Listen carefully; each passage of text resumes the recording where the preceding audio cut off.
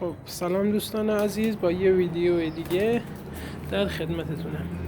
دوستان ببینید در مورد تغذیه پرنده ها، ببینید من تخم مرغ آبپز یا تخم مرغی که نیمرو میشکنم درست میکنم و دور نمیریزم. باهاش چیکار میکنم؟ باهاش میام این کارو میکنم، میذارم کنار، وقتی خوش شد اینو نرم میکنم. در همین حد، پودرم نمیخواد بکنید، در همین حد اینو توی دانه عرضم به حضور شما جفتاتون قرار بدین که کلسیم و املاح و مواد معدنی زیادی به پرنده‌تون میرسونه و باعث میشه که تخمای درشتی بذارن. و در مورد ببینید اینجا اگه توجه کنید، اینها پوستهای تخم مرغ من اصلا دور نمیریزم، میندازم همینجا توی باکس غذا و کم کم به مرور که برمیدارم خورد میکنم توی جیرشون.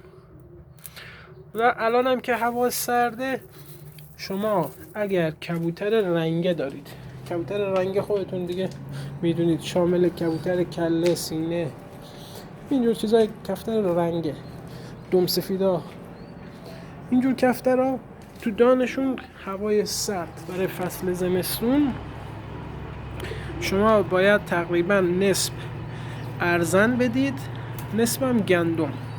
ولی امثال این سار سرورا مثل اون سار یا امثال اینا بیشتر گندم خورن، شما میتونید گندم رو بهشون بدید. خب دوستان داشتم میگفتم این سارا ارزن بوزو شما اینا بیشتر گندم خورن، شما اگر یعنی ارزن هم استفاده نکردید. ولی برای کبوترهای رنگ معمولا یعنی تو هوای سرد باید ارزن بدید. مخلوط هم که خودتون میدونید شامل دانه کافشه، گاودانه، چند مدل داره. من حتی برنجی که کنار میاد و به پرندم میدم، اینم خاصیت خودشو داره. خب در کنارش ببینید ما تو این باغچه سبزی داشتیم، فلفل سبز داشتیم، همیشه از برگاش میکندن، این حیونا میخوردن. یه روز من رفتم جای یکی از دوستان توی باغی کبوتر داشت، گفت پرنده من حتی خار هم میخورن. الان ببینید ما تو خونه سبزی یه چیزی که پاک میشه یه وقتی کوچیک میذارم براشون، اینا رو میام سرقیچی میزنم در حدی که بتونن قورت بدن. شما الان این سارا اینا هم توجه کنید، اینا عادت دارن به سبزی میخورن، تو تغذیهشون هم هیچ ضرری نداره. من حتی دیدم کبوترایی که مثلا کلسیم یا این پوست تخم مرغ در اختیارشون نبوده اومدن چیکار کردن؟ گچ خوردن. این گچا امثال مثل این گچایی که ریخته مثلا تو دست خود، مثل این گچا رو خوردن. خب دوستان برای ویدیو بعدی به جای این دان خوریایی که میایم ما اینجا میذاریم روش دان میریزیم، میخوام براتون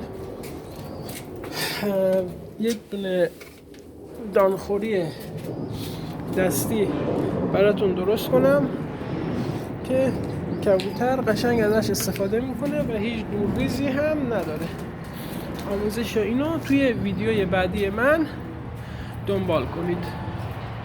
یعنی یه بار قوطی رو پر میکنین دیگه، تا زمانی که هرچی گندم برداشت بشه از اینجا خورد واریز میشه تا زمانی که اون قوطی خالی بشه. اینم بهتون آموزش میدم. البته این برای کبوترهای جوجه کشی خوبه که دون باید همیشه جاشون باشه. خب دوستان منو دنبال کنین. ممنون از شما. خدا نگهدار.